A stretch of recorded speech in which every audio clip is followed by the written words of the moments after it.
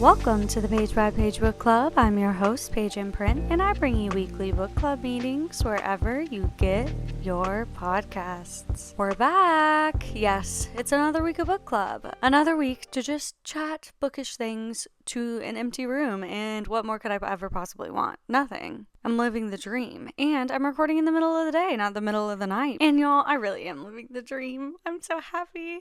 If you missed it, I was working full-time in corporate America, and then I was also working full-time doing this in author services and like bookish things. And I did finally turn my bookish business into my full-time job. Let's go. I have like 4-ish more weeks of transitioning out of corporate America. I'm working like 2 days a week right now in corporate, and then the other 5 doing my bookish business. But come August, we have our weekends back, baby. It's going down. And I am so thrilled and excited and grateful. And yeah, so this episode is my second ever bookish Q&A episode where I will be answering all of your questions that you dropped on a little Ask Me Anything on Instagram. I will say, these Ask Me Anything questions were from a few weeks ago. I thought I was going to do this episode a few weeks ago, and my schedule ended up being weird. So anyway, we're going to answer questions that you all sent in a few weeks ago. If you did not get a chance to ask a question, I will absolutely do another episode like this in the future. So keep an eye out for that, for sure. With that being said, let's dive right in. I'm going to keep all these people anonymous because I didn't ask if they wanted to be or not, and I don't want to call anyone out if they don't want to be called out. So, first question is, if I could create a book with like my dream tropes, what would that be? I love this question. I think it is so fun, and I'd never really thought about it. So, my dream book would be Friends to Lovers, always, and you knew that. It would have to be like my usual MO type of MMC, sweet, funny, but also in charge. Y'all know them. Weston Belmont, Rio DeLuca, Everett Ramos, Jet Ellison, that type beat. And then I would also want a very sunshine, kind, gentle, lovely FMC. And that is why I loved Rewind It Back so much. I felt it was pretty sunshine, and y'all know I love a sunshine moment. It doesn't happen often, but I just thought that they were both very sweet and lovely. I would love a bit of angst in the backstory, like just depth to the characters. And I hate to say it, a little bit of a dramatic past. Now, I don't wish that upon anyone, but I love characters with depth like that, so maybe that. But I haven't really named any like tropes. Romantic suspense, likely. I love me some romantic suspense. It doesn't have to be a cowboy, but as I've established in other episodes, like a Western gentleman. So he doesn't have to like legitimately wrangle cows as his job, but like ranch life, Western, that type beat, I think would be the dream. What else? Now that I'm talking about tropes, they're escaping me. Yeah, Friends to Lovers, sunshine, romantic suspense, a little bit of angst, small town, cowboy, that type thing. I think that's my perfect book. If you have any, holler. I would appreciate it. I love that question. That was really fun. What would your ideal book be? DM me, holler. Let me know, because I just feel like there has to be something for everyone. So yeah, maybe I'll do a little series. If you DM me or drop a comment and let me know your ideal book, like build a book, like build a bear, build a book. See if I can't give you a recommendation for your perfect tropes. Fun, funky, fresh. Okay, clip it. We'll post it. Okay, tips for coming up with bookish content ideas. Love this question. The idea that everything is content is like a very common thing to say, like, oh, everything's content, so treat everything like content. And I do, like, that's true. Everything is content, but not in the sense of like, well, I mean, yes, in the sense of everything you do every day, but also everything you read, every trope, every character could be content, every series. So like, I think most people are pressuring themselves to be abundantly creative, and I don't think that that's necessary. Like, if you love a trope, talk about all the books with that trope. If you love a book, just talk about the book. You don't have to make a video with 30 book recommendations in each. Like, I know I do that sometimes, but also the same day I might post a book recommendation just for one book. Let's use Chestnut Springs, for example, okay? There are so many opportunities in ways that I have done recommendations for Chestnut Springs. I've done a full video about the series. I have done individual videos about all 5 books in that series. I've done individual videos recommending if you like this MMC, you should read these books. I've done multiple videos, same thing for the FMC. I have done, if you like this trope, you should read these books based off of Chestnut Springs. Like, you see, when I say everything is content, I just mean every element of a book. It doesn't have to be this innovative, wild editing style, what have you.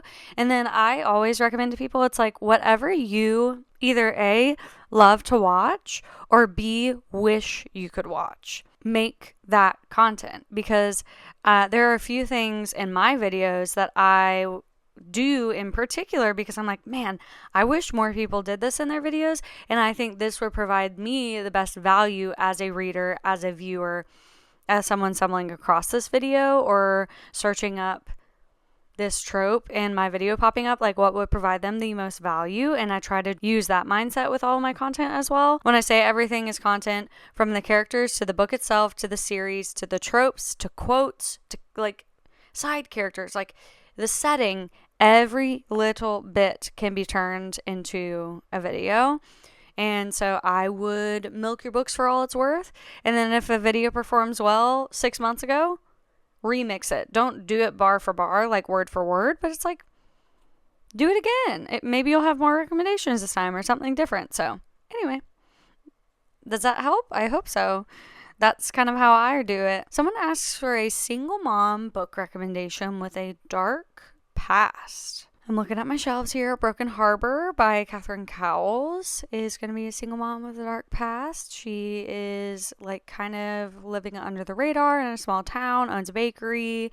Her husband has gotten into trouble and is and she's kind of running from those people that he was in trouble with. So that's a suspense with the dark past. Almost like very, very similar is Beyond the Thistles by Samantha Young, another romantic suspense. She's an American that has moved to Scotland on the run from her ex. So that's a single mom with a dark past. Protect and Honor, the last 2 books in the Sky Ridge Hotshot series, both single moms. Both have like instances resulting in them becoming single moms. Neither of them are particularly suspense books, other than the fact that their MMCs are part of a very, very dangerous career path. But those are some single mom with a dark past. What Saves Us by Maggie Gates is like not his baby, so she's like an immediate postpartum mother. Wicked and Wildflower by Sarah A. Bailey. She has moved across the country to kind of escape her dad. I'm like looking at my shelf, trying to get you some here. Juniper Hill, Devaney Perry. She is starting a new life in a new small town and is living in the apartment over this like town chef's garage, and he's super grumpy. She's kind of trying to start a new life. But those are some single moms with dark pasts. Hopefully that helps and that's good. If you have any other recommendations, holler with those. I got another question recommending for my ratings and reviews on books. I did a very long spiel on that last episode about just the fact that I do not rate and review on my social media platforms. What I did not say though is that I do rate and review on rating platforms. I just don't rate and review on social media platforms. So if you're interested in my rating and reviews, and I'll be honest, a lot of my reviews are just very positive because I like being happy and smiling and sunshine and positive things. So a lot of my reviews are very positive, but if you want my ratings, you can find those on Goodreads, Fable, and Storygraph. If you're in the market for that, I just will not post them on my social media. And also, I'll warn you right now, I'm giving out 5 stars, dude. I do have like a rating rubric, but specifically on Goodreads, like I always round up, always. And I read for empathy and entertainment. I live in the 4 and 5 star zone unless something particularly bothers me. So I'll just warn you right now. And everything I post on my socials are 4 and 5 stars. But if you want my like full reasoning on all that, you can go back to the last episode. It's like within the first 5 minutes. Someone asks if I can talk about the author work I do. Sorry if you've already talked about it. No worries. It's my job. I'm happy to talk about my job. I'm living the dream. So the premise of my business essentially is like the author is the only person that can write their books, which is like duh.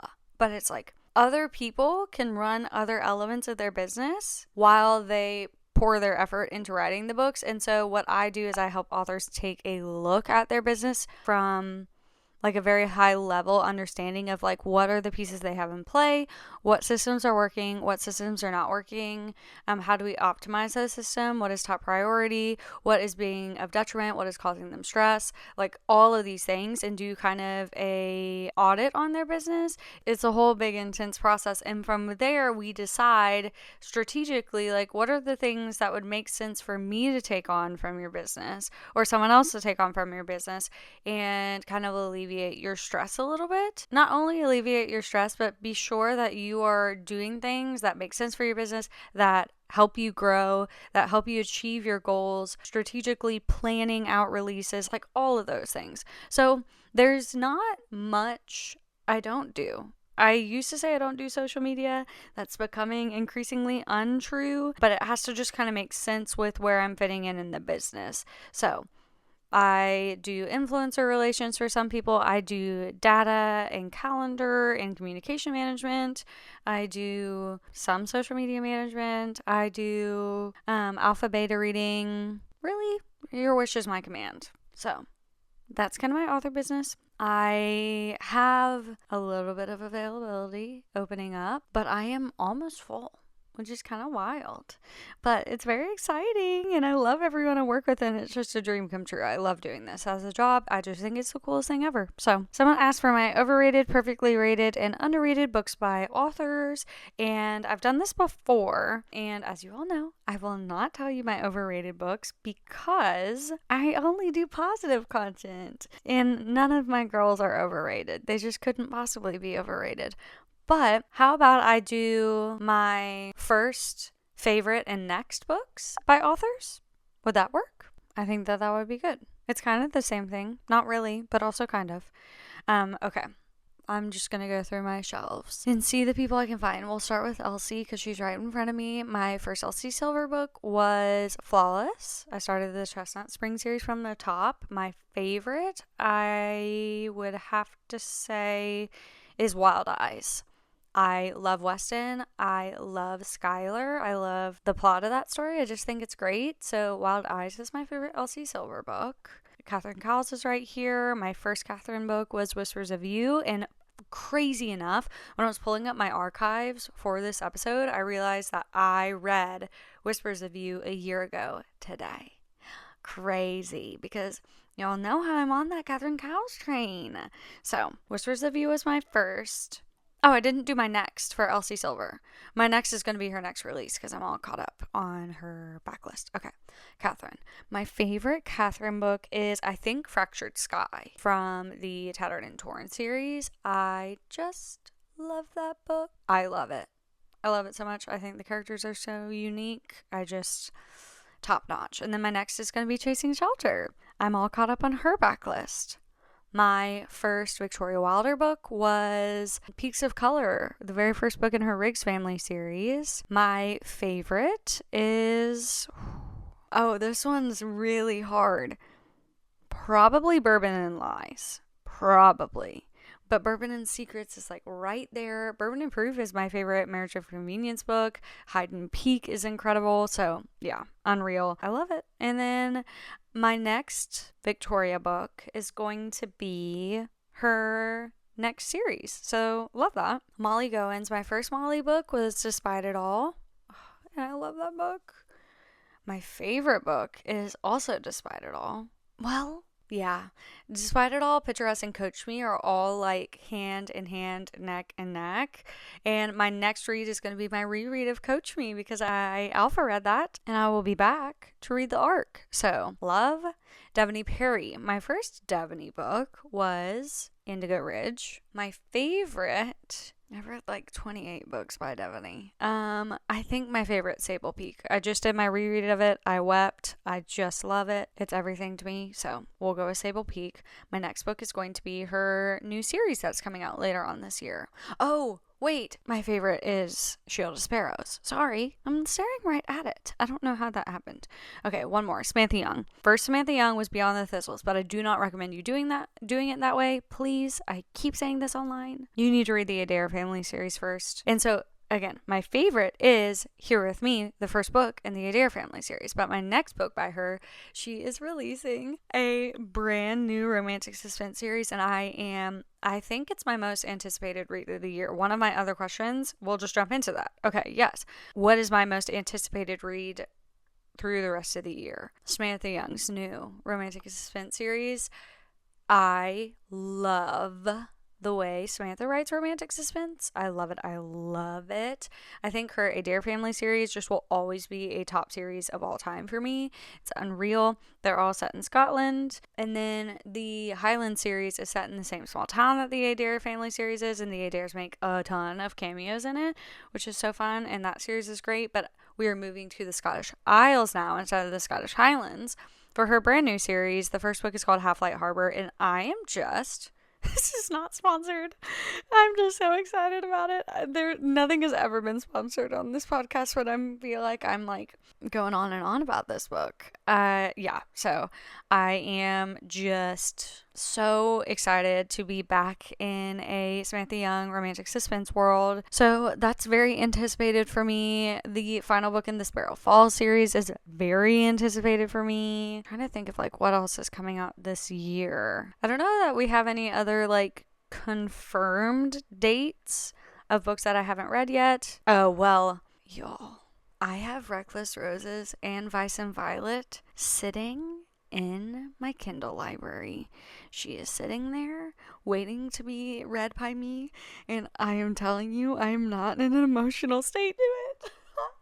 It's like so anticipated for me. Y'all know how much I love Pacific Shores, and Sarah and I have chatted about this, and she's like, you're gonna cry, and I'm like, I know, dude. So very excited for those. But those are some anticipated releases for me. Fun. Someone asks if I have read the Bourbon Canyon series yet by Walker Rose, and if so, what did I think? I have not, but I would love to. It is on my TBR, and y'all know I love me a small town moment. So maybe we do some anticipated TBR series. Would that be good? Let's do that. Yes, Bourbon Canyon, Men of Clarence County by Tilly H. Colson. The Beaufort Poker Club series by Maggie Gates is like top freaking priority right now. Carrington Cove by Harlow James. I'm actually reading that this month on audio. I'm halfway through Real Life, Real Love by Kay Cove, and I'm so excited to finish that. I'm currently reading Selfie by her, and Kay's just... Oh, no one writes like Kay Cove. She's so good. She's so good. So those are kind of my top priority TBR series at the moment. Oh, and Corinne Michael's entire backlist. Yeah. But hey, July is going to be my month. July's going to be my month. Let's do a little accountability check, shall we? Because I really, really, really want to read again. And I know that's silly, but last month, at the time of recording my wrap-up podcast, I had only read 4 books. I finished with 7, which was great. But, I mean, I was reading 18 books a month before I started this job and all that. And, like, things change, and it's beautiful, and I love my job and all that. But it's because I was just working around the clock to get this business off the ground. And now that it is off the ground, officially, finally, it's happening. I'm reading again, dude. I used to average half a book a day. And I'm not going to push myself that hard, but I am hoping for 2 a week minimum. Minimum 2 a week. We're going to try in July. I will see you in a few weeks, and we will figure out if that actually happens. What is a book that you don't talk about as much as you would like to, but you really love? I love this question because sometimes I feel like I absolutely devour a book, and then I'm like, wait, why haven't I been talking about this? I felt like that used to be In a Jam because, mind you, I read In a Jam in July of 23, and I feel like I didn't start yapping about In a Jam on the internet until 2025. And so that was important. And honestly, while we're talking on the topic of In a Jam, In a Rush. In a Rush was phenomenal. I don't talk about it enough. It was way more spicy than I was expecting. But okay, Kate Canterbury, proceed. Fun. It was such a fun read. Both of those books. Why haven't you read them? What are you doing? Why haven't you read In a Rush and In a Jam? And really, you need to get caught up right now because 2 more books are coming. Let's get a move on, people. Get caught up, please. Another one I do not talk about enough is Here and Now by Corinne Michaels. I love the suspense. I love Miles the MMC. I love Penelope the FMC. She's a single mom on the run. She's in hiding in this small town. He falls for her. It's so good. I love them. I love them. I love them. And so, like, he hates coffee. She works at the coffee shop. He goes, gets coffee from her multiple times a day just to see her, and then literally throws it away. And, like, she can't date, and because of, like, you know, all the situation that's going on with her, and she's like, I can't date. And he's like, okay, well, then every chance encounter I have with you is now a date. He's like, we're on our 6th date, and it just happens to be a run-in together, and I don't know. I just think it's the cutest thing ever. So, not talking about that enough. My Silver Lining by Laura Pavlov, I think, is the creme de la creme best fake dating romance ever. And I don't talk about it enough. More specifically, the audio was out of this world. It might be one of my top audiobooks of the year. I thought it was so phenomenal.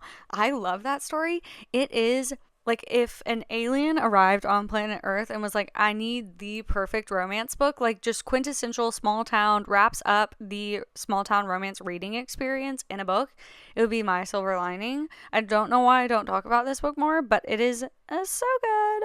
So good. I loved it. Yeah, so those are some like books I don't talk about as much as I would like to. Someone asks, what do I do when I do not want to sit down and film a podcast, video, etc.?